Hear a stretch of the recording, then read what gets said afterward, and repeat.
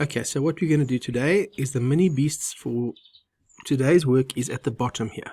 Okay, but we'll start on top for this video. We're going to say click on this, the 3 ellipses, and we're going to download it. And once it's downloaded, we'll click here and it'll take us to our downloads folder. And there is your mini beast, and you open it from here. So once the file is open, this is what you should see.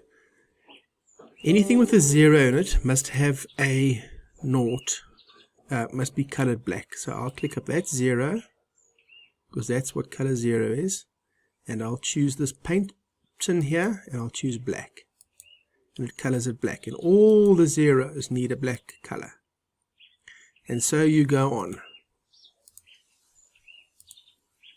Then you go to the next color, which is an orange color. So that's for number 1. Let's click on number 1. All those number 1s need an orange color. So I'll click on that, and I'll click on an orange color. You can also go to more colors here, and you can find a closer color, like maybe that over there. There we go. And so you move on, and eventually you'll end up with your mini beast, which looks like this. Here is your mini beast. That's the answer. Okay, enjoy.